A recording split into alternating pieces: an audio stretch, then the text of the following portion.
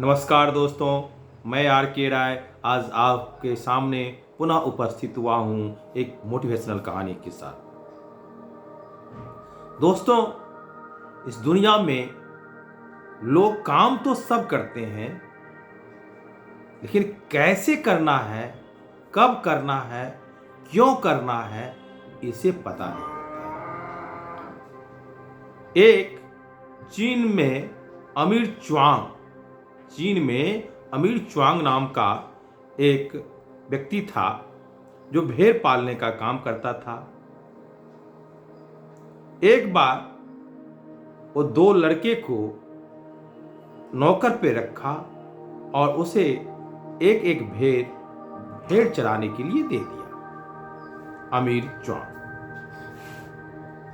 दोनों लड़के ने भेड़ ले लेकर के उसे चराने का संकल्प लिया और अपने अपने घर चले गए। कुछ दिन के बाद अमीर च्वांग को पता चलता है दोनों भेड़ी जो है, वो भेड़ जो दिया था नौकर को, दोनों भेड़ मर गए।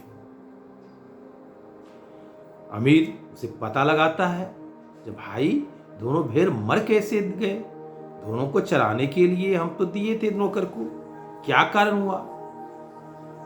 पता लगाते लगाते वो कन्फ्यूशियस के पास जाते हैं और कहते हैं, हुजूर देखिए, इस नौकर को हमने भेड़ दिया था चराने के लिए और दोनों भेड़ मर गए, क्या कारण हुआ।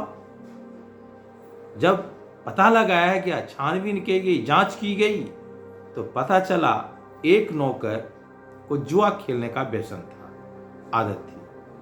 वो भेड़ को कहीं छोड़ देता, कहीं बांध कर रख देता और कहीं जुआ जब होने लगता तो जुआ में जाकर के वो जुआ खेलने लगता। इसके कारण भेड़ भूखे रह गया, प्यासे रह गई, उसे खाने का सही ढंग सेवा शुश्रूषा नहीं मिला और वो भेड़ मर गई। दूसरे नौकर के बारे में पता लगाया तो वह एक बहुत बड़ा पुजारी भेड़ को कहीं छोड़ देता और या तो बांध करके रख देता और पूजा में हर हमेशा घंटी डुलाते रहता, हमेशा कोई न कोई अगरबत्ती मोमबत्ती पूजा में मग्न रहता, भेड़ पर ध्यान ही नहीं दिया। कन्फ्यूशियस ने दोनों नौकर को बुलाकर उसे दंड दिया और कहा, देखो आप दोनों अपनी अपनी आदत में तल्लीन थे, लेकिन आपको अपने कर्तव्य का बोध नहीं था।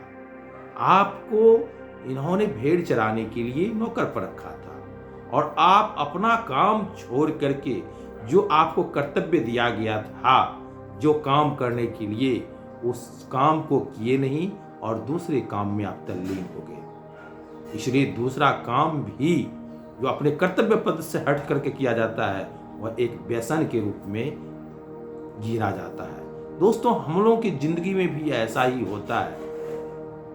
हम जब कोई जीवन में लक्ष्य बनाते हैं तो बहुत सी बातें ऐसी आ जाती है जो हमें आकृष्ट करता है, ये कर लो, वो कर लो, वो कर लो, और हम अपने लक्ष्य से भटक जाते हैं और दूसरा काम में उलझ जाते हैं, जिससे हमें अपनी सफलता नहीं मिलती। हमारी मंजिल, जो मेरा लक्ष्य होता है, मेरा जो गोल होता है, वह नहीं मिलता है।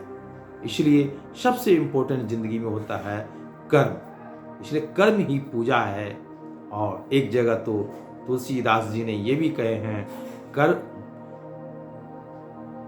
कर्म प्रधान विश्व करी राखा, जो जस करहीं सो तस फल चाखा। इसलिए अपने लक्ष्य जब बनाएं तो उससे डिगे नहीं, उस पर अड़िग होकर के अगर आप बढ़ते चले जाते हैं तो एक दिन आपकी सफलता निश्चित है। धन्यवाद।